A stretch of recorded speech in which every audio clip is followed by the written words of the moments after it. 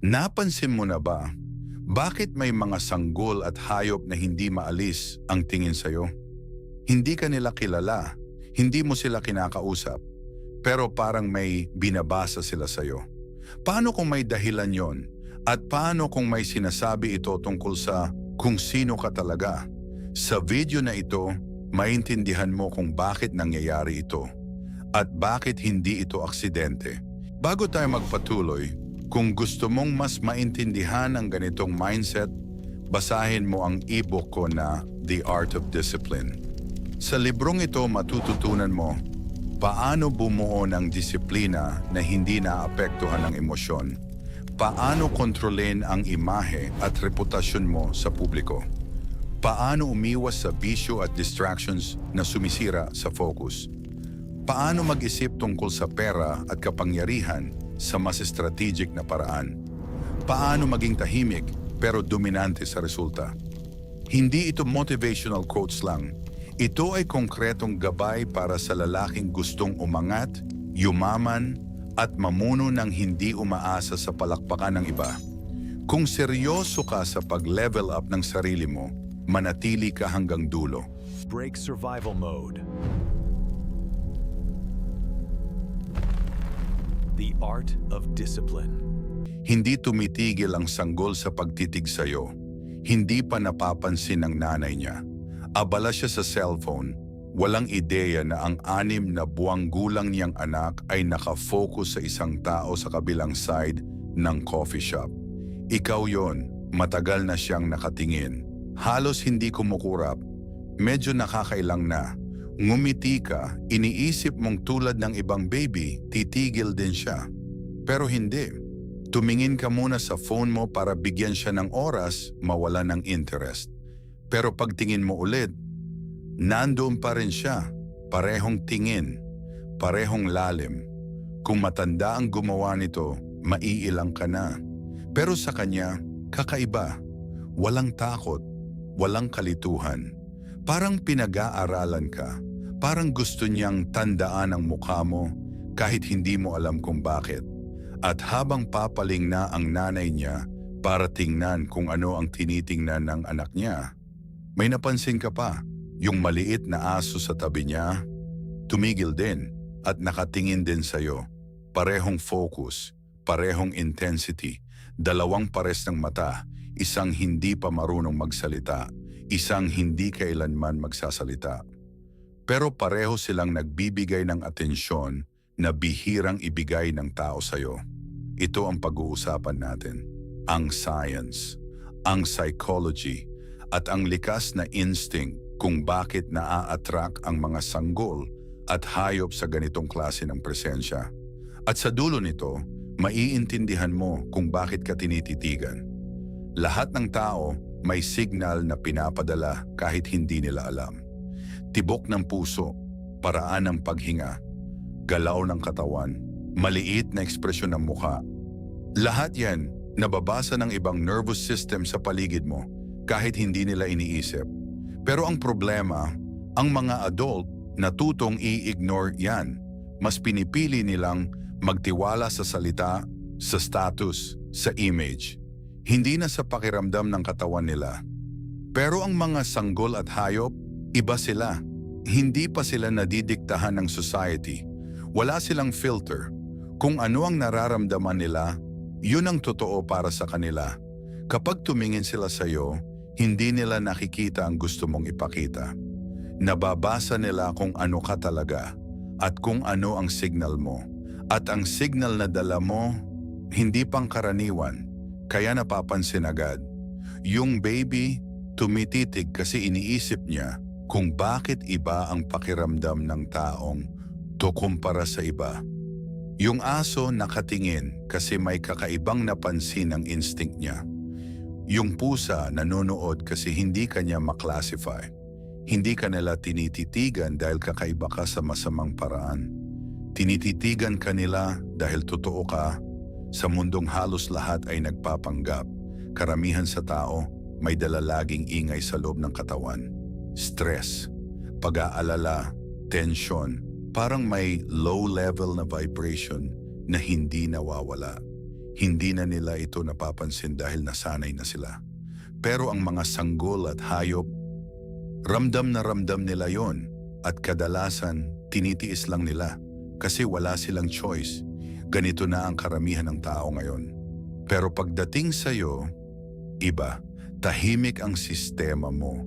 Hindi dahil pinipigilan mo ang sarili mo, kundi dahil kaya mong iproseso ang stress sa loob, hindi mo dinadala bilang tensyon sa katawan mo. Kapag pumasok ka sa isang lugar, may dala kang katahimikan. Hindi pilit, hindi scripted, totoo. At para sa kanila, parang sariwang hangin yon sa gitna ng polusyon. Kaya hindi nila kayang hindi mapansin. Humihinto ang baby sa pag-iyak, kumakalma ang aso, tumitigil ang pusa sa pagiging alerto.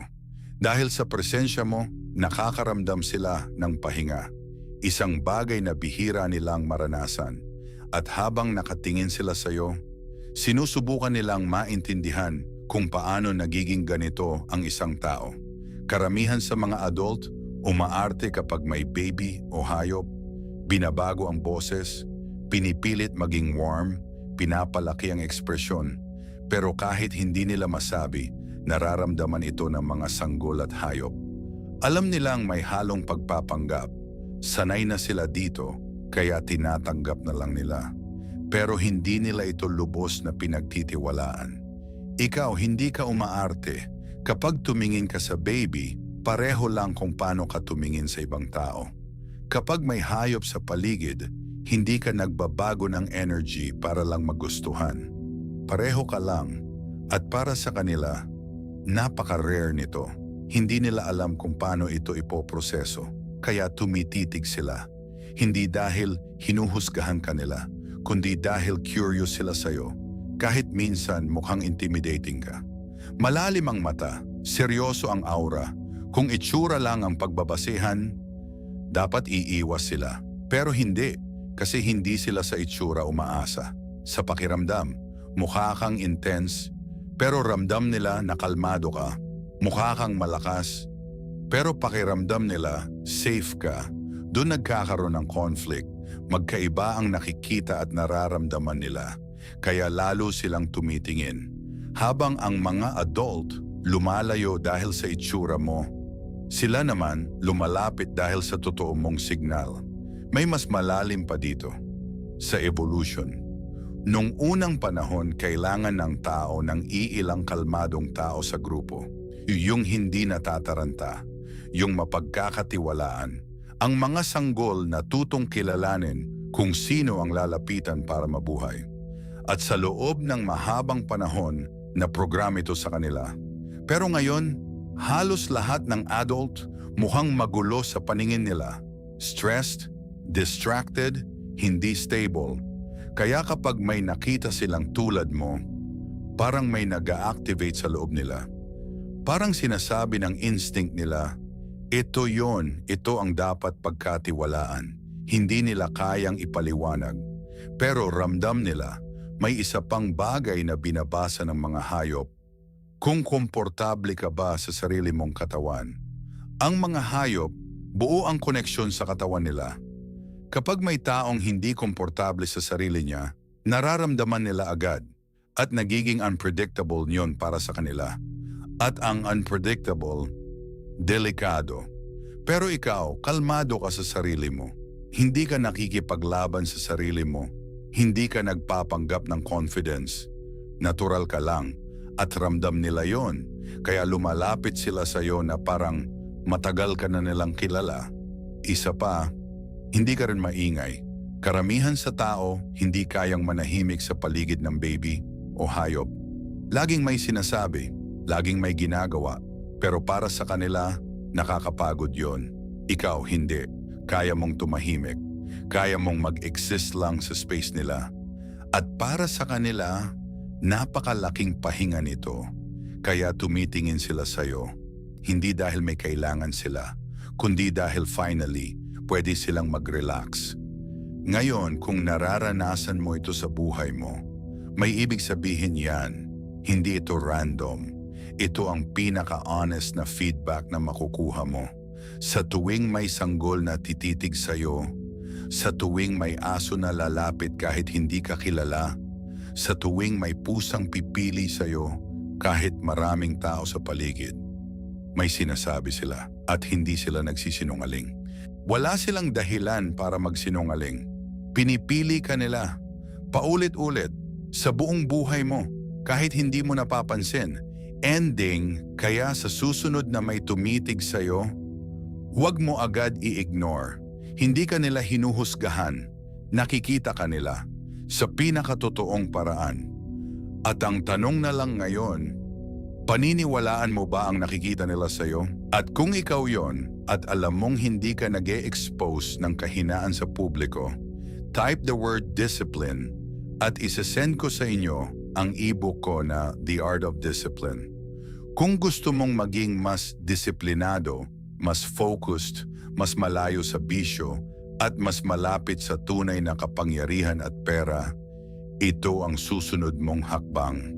Hindi lahat ng lalaki handa sa ganitong level ng control. Pero kung seryoso ka sa pag-angat, oras na para mag-isip at kumilos tulad ng isang disiplinadong lalaki.